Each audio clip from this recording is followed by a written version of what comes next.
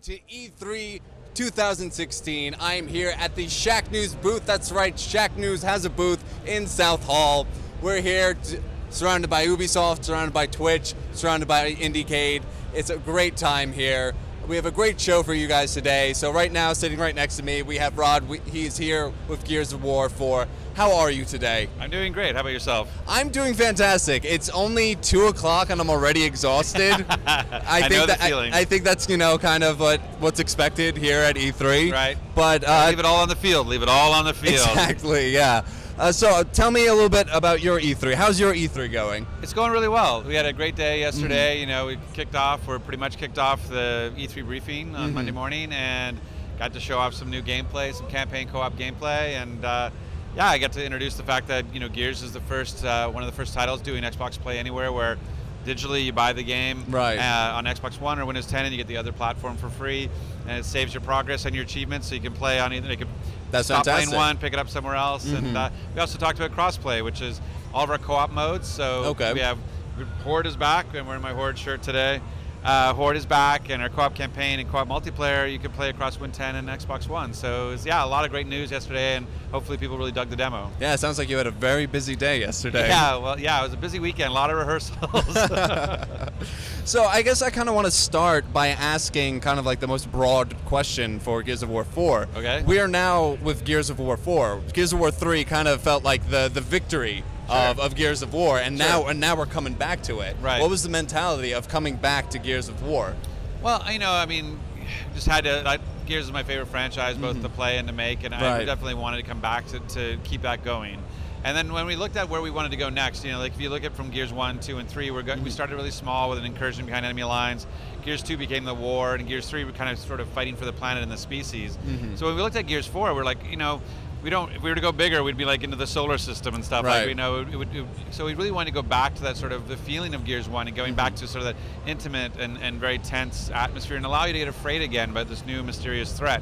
So we went down to 2-player co-op, really focused on the kind of really introducing you to the characters with JD, Kate, and Del, really introducing you to the monsters, and just sort of getting you back into this idea of like sort of Gears of War, the next generation, and finding that time. Like, we want to go forward and get a new character, new monster, new setting, so that we have a foundation for the future, but still have the ability to go back and have touchstones to the past, like you saw with the Marcus Phoenix reveal. Right. Awesome. Now, recently we had the beta for the multiplayer on live, and I played a lot and I died a lot with it. What did you folks learn from that beta that you are implementing into the real game? Yeah, we learned a lot. That was getting the feedback. That's the reason we did it. There's 2 big reasons. One is like that testing out the plumbing, you know what I mean? Like we're on Unreal Engine 4, which is new for us, and we had a whole bunch of new code when it came to networking and matchmaking and those sorts of things, even our telemetry to be able to track things. Like all that stuff was new, and we tested it for like 1,000 people, but you'd really got to go to scale if you're going to try to hopefully guarantee a really successful launch day. So we had to do it as early as we did it. But we got a lot of feedback on and tested that plumbing, and we only had to make a couple of adjustments over those 2 weeks. But then there's also sort of just getting that player feedback, and both we tracked what people did, so we kind of knew what maps they liked, what weapons they liked, what maybe weapons were overpowered, what needed balancing. Right, of course. And then just obviously the feedback over Twitter, forums, and those sorts of things. And it's been great. We got a lot of great feedback, and I think it's been interesting. We had to go so early. We weren't even alpha when we did that test.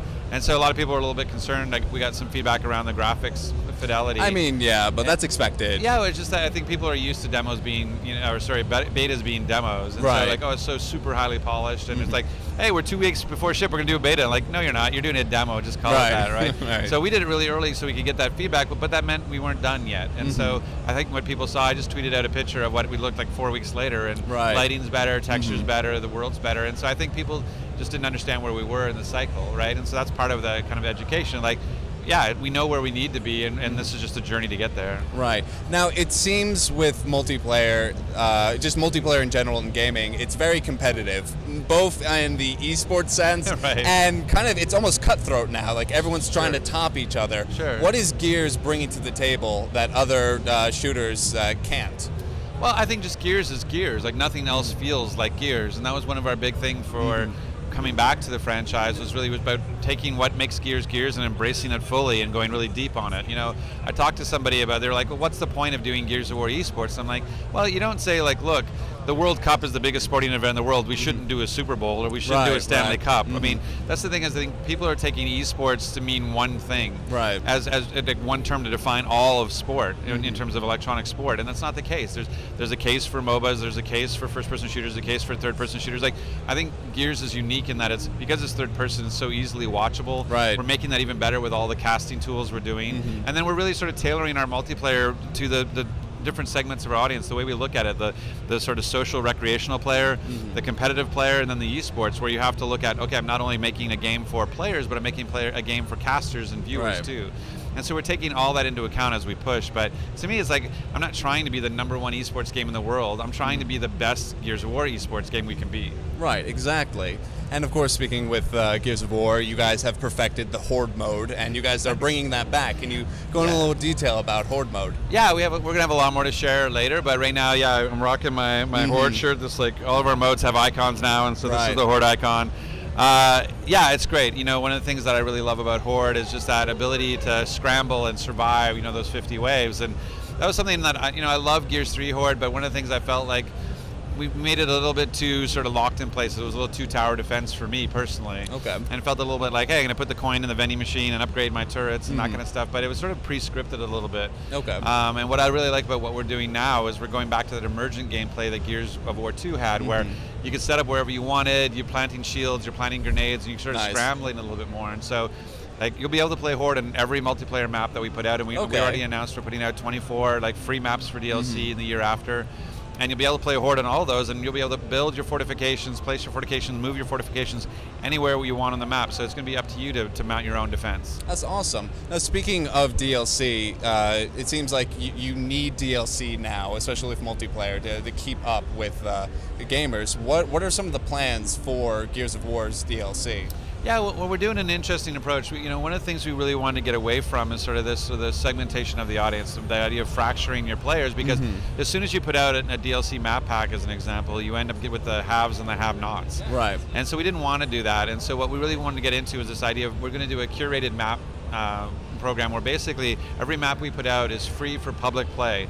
And so it's kind of like Netflix. Like, we're putting these maps out, but we didn't want to overwhelm the player. So, if you look at 24 maps in the first year, plus the 10 that are in the box, you're up to 34 maps. So if you were to come cold to that, that's a lot of content to take in. So what we're going to do is we're going to really focus on, like, here's the core 12 or 14. We haven't settled on the number yet, and then basically, like, as we add more maps to it, we're going to take a couple out of rotation. Maybe they need to be improved, or maybe they're not that popular, those sorts of things. And so anything that's up for those 12 or 14 that's for public play, you can play for free. But if I'm rotating a map out, like, let's say my favorite map, Checkout, if we're rotating Checkout out, then you go like, oh, I don't want that to go away. I want to play it, keep playing it. You can actually buy that map and play it for private play. And only the host has to buy it. So only one, like, out of the 10 people, only one person has to buy it. Which makes a lot of sense when you look at Horde. Now that I can play Horde, like, okay, I'm going to have the 12 or 14 maps I can play Horde on publicly. But now, oh no, Checkout's my favorite Horde map, which it isn't. Checkout's better for versus. Let's say Blood Drive, is like my favorite Horde map. Then you go like, oh no, I want to keep playing that with my friends and Horde. Then you can go and buy it, and only the host has to own it. And so it's one of those things. And if you get the season pass, you get all 24 maps owned privately for the entire year, like you own it forever. Cool, awesome. Now I gotta address the elephant in the room, or the nice case sitting next to you. What do you have there? So this is our custom controller.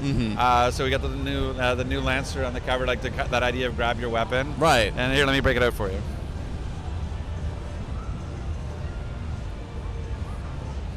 Yeah, so this is the first custom Elite controller. Ooh, this is very nice. The laser etch scratching. We wanted it to look like it survived a battle, so it's got the laser etch scratching from the swarm. It's got the blood stain. Oh wow, it's actually engraved. Wow. Yeah, and if you look, it's got the weapon selector on the D-pad based on what's in our UI, and it's got the vents from the guns. On the back, it's got the Phoenix Omen etching and foil. So you can see a lot of detail went into that piece, So this is very nice. Yeah, and what's great is Monique, she's the designer. If you looked at any of that design lab stuff, where all the customize your controller any color. Right. We worked with her to in very tight collaboration to create this sort of the very first custom Elite controller. Wow, that's fantastic. Is it available to purchase like this? Yeah, I'd pre-order it. It's very, very limited. Like it's super limited. Okay, wow. So if you have any interest at all in this, I would. It's too late now. Well, pretty much. It may not be, but I would definitely pre-order because I'd be really sad if you're a big Gears fan and you wanted this and you're going to wait. You're just going to be gone. Right. So, yeah. But it's great. It feels really good. I was using it on stage on Monday, and it's awesome. Okay, awesome. That's fantastic. Cool. Now, what are some of things that players can expect out of the single player? Are you introducing any new mechanics to it? Oh, for sure. I mean, what we really focus on in terms of like Gears is a cover game, and so we were talking about like how can we innovate in the cover space. And so it's really about one of the places we wanted to sort of focus on was this idea of dynamic cover. Okay. And so if you look at sort of the footage, you'll look at us, taking these sort of swarm pods and dropping them down to create cover. They can be popped on you, and you'll lose your cover, or you can pop theirs to take away their cover. Okay. And every time you pop a pod, you kind of roll the dice. It's either going to be empty, it's going to have potentially a monster, what we call a juvie inside. Or it can actually have a screamer, and a screamer, what that does, it's like an alarm system that pops all the pods in the environment you're in, so you get attacked by this wave of monsters. So you're kind of rolling the dice on that. And we changed the E-hole to what we call a nest, where you can go in and create a foxhole and get into it. We have this huge weather system we call wind flares that actually will change the battlefield, so it'll bring cover in, it'll take cover away. Okay. It really affects them. Like when you try to throw a grenade, the grenade gets like blows in the wind and that kind of stuff. And so there's a lot that we're trying to do around the dynamic battlefield and dynamic cover. But then we also wanted to take cover gameplay, like our close cover combat, where you can yank somebody and pull them over towards you and then finish them with a knife finishing move. Fun. Yeah, so it's like we're about to try to bring a bunch of, we were really about doing Gears right. Like we said we're going to do it right before we do it different. So when people play, we want them to go like, yeah, this really feels like Gears. But then we tried to smooth it all out and make it, people say like it feels crisper, it feels faster, and that's really kind of like smoothing all the rough edges out is really what we're focused on. Okay, awesome. Now you kind of went into this and you mentioned the crossplay between Xbox and the Microsoft 10, but what are you guys doing to bring Gears of War into 2016? Into the current mindset of gamers? Right. I think we're doing a lot in terms of, we're trying to, way that we're doing our story, we're trying to be more contemporary as a game. Back in 2006, the kind of stories and characters people want are different than where they are in 2016. So we're trying to create characters that are not sort of defined in 3 words. We're trying to add some more depth to them in that space, right? And tell and sort of keep that sort of character-driven story going.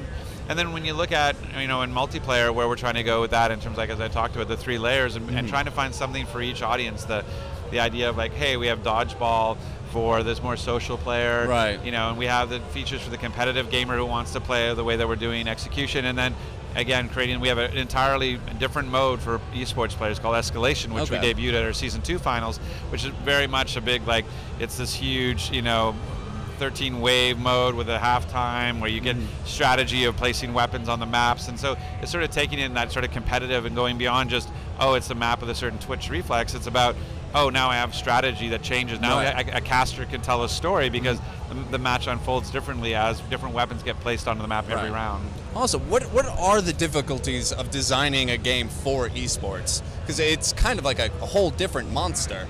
Yeah, that was one of the big things that we found. It was like you have to go beyond just sort of the repeat of, of the Twitch side. Like you have to have a reason for people to want to watch it.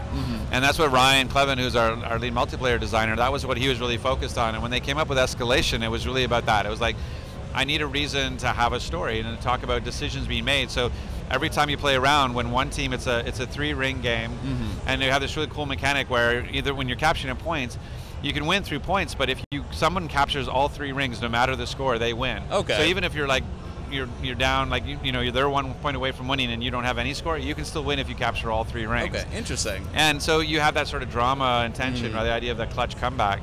But then every round that you lose, you get to place a weapon on the map, and so it creates this every round. There's a strategy. Do I put a weapon on? Do I put in no weapon because I want to keep it the way it is? And what weapon is good for my team but bad for that team? And where do I put it? And with that, you get this sort of something to watch, and that's why we even changed all of our casting tools to allow for X-ray vision, so you can anticipate stuff. You can see somebody over there, like I think I see a sniper, and then you can switch to their perspective, and it makes it a lot easier to cast. So that was something that like I said, that you really have to focus and think about esports being more than just the the elite player. It's like, now how do I make it watchable? Right. How do I make it castable? now. Right. Yeah, exactly. And so it's been a challenge that, you know, I'd like to think, like when we did Ultimate Edition Esports, we were crawling, and now we're walking. And I hope that, you know, post-release, as we add more and more features to our multiplayer and our esports offerings, that we'll get to a place where we're running. I guess you guys have an edge on a lot of games because Gears is just so enjoyable to watch, so visceral, like it's so entertaining to see.